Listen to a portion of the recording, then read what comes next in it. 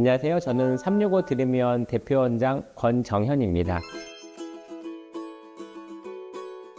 오늘은 저희 365 드림위원 부설 심리발달센터를 새롭게 확장 오픈하게 되어서 그 점에 대해서 소개도 드릴 점으로 영상을 찍게 되었습니다. 365 드림의원 부설 심리발달 클리닉 센터에 대해서 소개 부탁드립니다.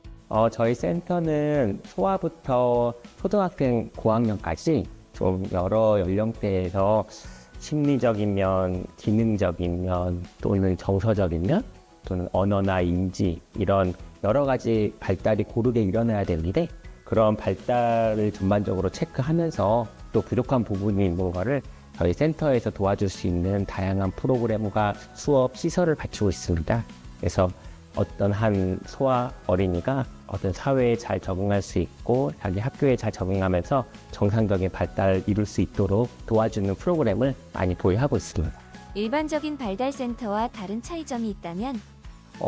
저희는 크게 3가지 정도로 판단할 수가 있는데 일단 센터 중에서는 의사나 의료인이 개입하지 않고 순수 사설로 운영되는 곳들도 많이 있어요. 근데 어느 정도 의사들이 하나에 대한 의료적인 문제에서 개입을 해주고 거기에 따른 플랜이나 향후 발달 과정을 면밀하게 살펴주는 것이 굉장히 중요하긴 해요. 그래서 실제로는 병원 안에 있는 부설센터라는 점이 좀 다른 점이 첫 번째가 되겠고, 두 번째로는 이게 각자 아이들마다 다양한 수업을 하고 공간이 필요하기 때문에 실제로 시설이나 공간이 꽤 많이 필요하게 됩니다. 그래서 어떤 한 아이가 왔을 때 인지, 언어, 미술, 강통 이런 거를 고르게 수업을 듣기 위해서는 여러 교실들이 필요하기 때문에 어느 정도 좀 규모가 필요한 것인데 저희는 14군데 치료실을 가지고 있기 때문에 좀 더 아이들이 다양한 수업을 받을 수 있는 점.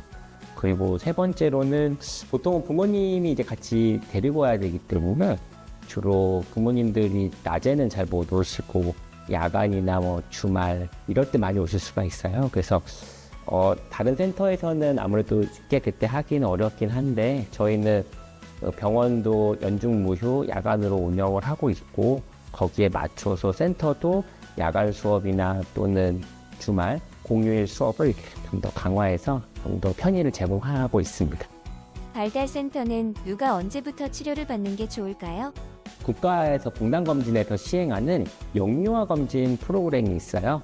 영유아 검진 프로그램은 제일 처음에는 생후 2주부터 시작을 해서 그 다음에 6개월에서 18개월 사이 그 사이부터 시작해서 이제 18개월 단위로 계속 영유아 검진을 6회에서 7회 정도 실행을 하게 되는데 보통 이게 병원에서 함께 영유아 검진을 실행하면서 거기서 어떤 이상 소견이 있다든지 발견되는 점이 있을 때 센터와 연결을 해서 함께 검사를 하는 것을 권해드립니다. 그래서 처음에 먼저 영유아 검진 시기와 프로그램에 맞춰서 먼저 아이가 검사를 받고 거기서 어떤 기능적인 생리학적인 기능의 발달이 좀 처져 있는 부분이라든지 평균점에서 좀 낮은 점을 캐치를 하고 그 상태에서 센터로 와서 센터에서 다시 그 원령에 맞는 정밀 체크를 하게 됩니다.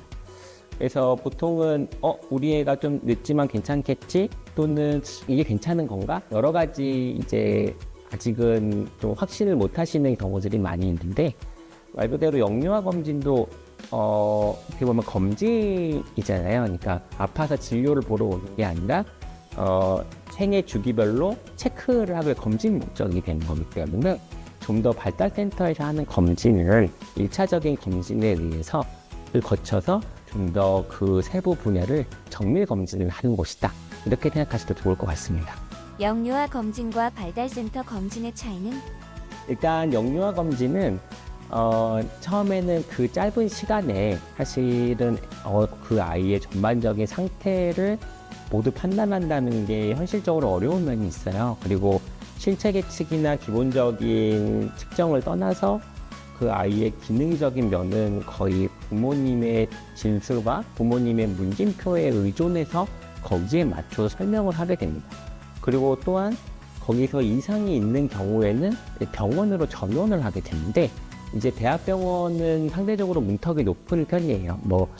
조금 이상한 정도인데? 라고 했을 때는 저희가 병원으로 의뢰를 드리게 되면 꼭 굳이 가야 되나? 기다려볼까? 이렇게 생각하시는 경우도 많고, 아니면은 또 그렇게 해서 갔을 때는 또 절차도 번거롭고 비용도 많이 들고 시간도 많이 걸리죠. 실질적으로는 영유아 검진을 통해서 추가적인 조치가 없는 경우가 대부분이고, 소수만 이제 큰 병원으로 보내게 되는 이제 좀 약간 양극화된 구조가 됩니다.